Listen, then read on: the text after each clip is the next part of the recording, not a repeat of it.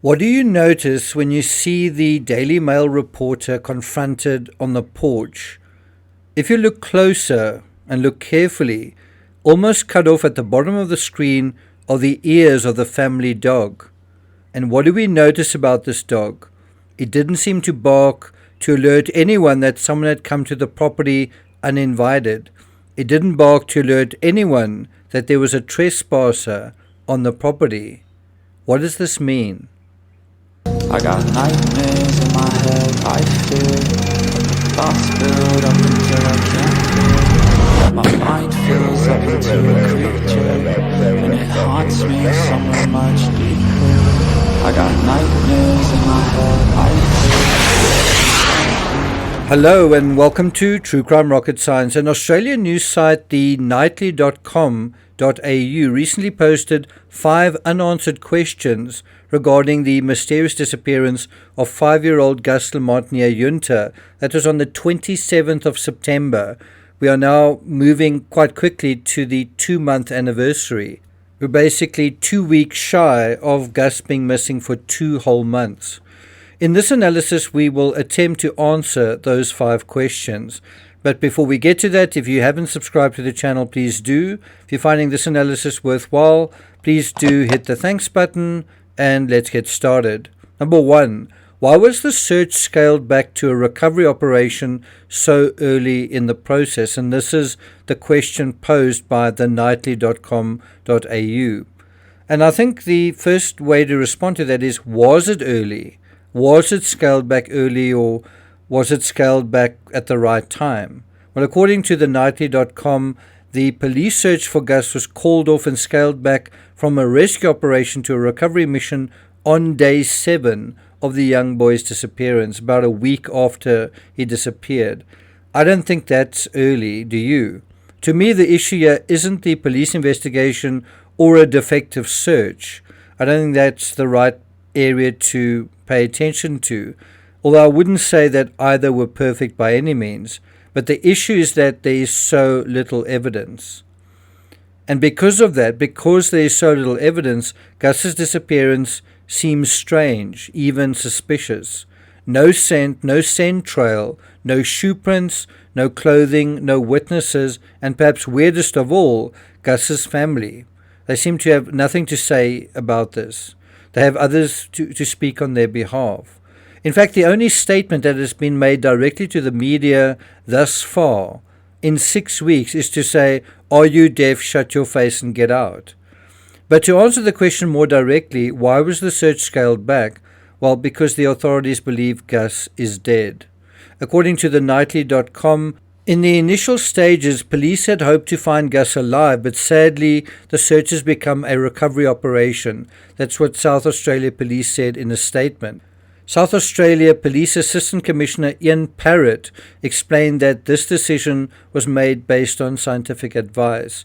I think another question to ask is whether, given perfect search techniques and, let's say, maximum resources and deployments, whether there was much of a chance of finding GUS anyway. If he was hidden on land known by locals with local knowledge, and if they had a lot of time to not only do this but cover up evidence, then there never really was any hope for a successful search to begin with. So was he hidden or was he taken? And we'll get to that in the final question. But first, number 2, could GUS have been abducted despite the police ruling out foul play? And that brings us to the number 6 clue we all missed, and that is that dog that was on the property, right? We assume that dog would have barked if someone trespassed, but not necessarily. In fact, the Daily Mail reporter arriving unannounced seems to prove the dog wouldn't have barked if there was an abduction. The dog wouldn't have barked if there was someone wandering on the property. Doesn't it seem that way? But there are at least 3 serious problems with this abduction theory. Probably the dog wasn't even home, but with Josie and Jesse tending to the sheep, assuming that part of the story is even true.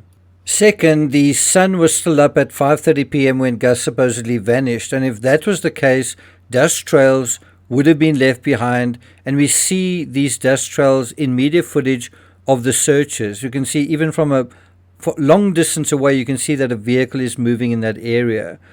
And the roads to the station are all dust roads. You literally can't drive to the station on tar because there isn't any.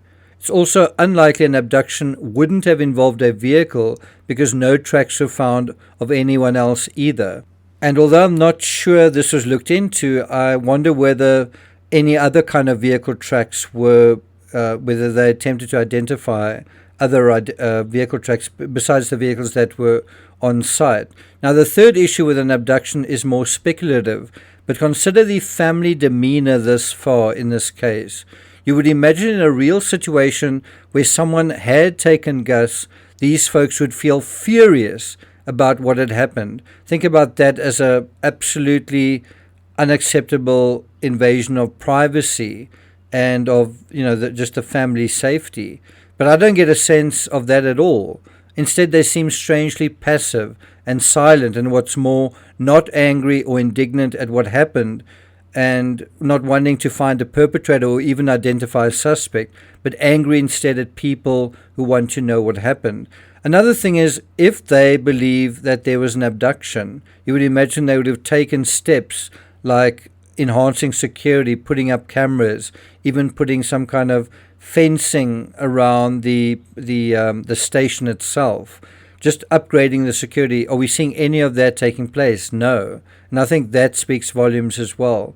So I don't think Gus was abducted, and I don't think he wandered off. I think the truth is somewhere in between. That brings us to number 3. Why was there only one footprint found, and why has it been cast into doubt? Well, the Knightley's position is that the footprint found less than a kilometer away from the homestead is the only physical evidence of Gus's movement since he went missing. I think the single footprint actually provides an interesting insight. If it is Gus's footprint, the question is, how did it get there? Well, I don't think he walked that kilometer. I think it's more likely he was driven there and driven back. And I think if you had a vehicle in the fabric of the story, and I think there is, then the search area actually becomes immense. And from the family's own version of events, a vehicle from the station was far afield and possibly moving around at the time they say Gus went missing. This is from their own story. That brings us to number 4. Where did Gus go after he was last seen? I don't think Gus went anywhere. I think he was taken somewhere. I also don't think the story about him playing on a mound of dirt is accurate. I think the timeline and the story surrounding it are the reason Gus hasn't been found. Think about the JonBenet Ramsey case. If there was no ransom note, what would have happened? Well, JonBenet would have been found inside the house and a lot sooner than she was. And the people who would have been suspected would have been different to those who were initially suspected. If we remove the wandered off story, it's possible Gus could have been found sooner as well. Number 5. Is Gus hidden or trapped? Well, this is the key question, isn't it? In my opinion, hidden. I think that is the more likely answer here, although trapped is possible. Now, another boy who wandered off story that I covered played out in Colorado Springs. I actually wrote a book about that. Initially, there didn't seem to be any evidence of Gannon Stalk, but crucially, there wasn't any evidence of him wandering off either. Eventually, traces of blood were found under his bed, and weeks later, a body was discovered in a suitcase next to a highway in faraway Florida. And also, there are innocent explanations for why children go missing, such as Harley Dilly, who skipped school and after vanishing for 3 weeks was found dead in a chimney in an empty house across the road. But that boy was 10 years older than Gus. This boy was too young to wander very far, and it was too late in the day, one imagines, for him to want to wander anywhere anyway. Besides, who wanders off just before dinner? I think the fact that Gus was at a delicate age when he is the responsibility of whoever is looking after him, unlike Harley Dilly, I think that's significant.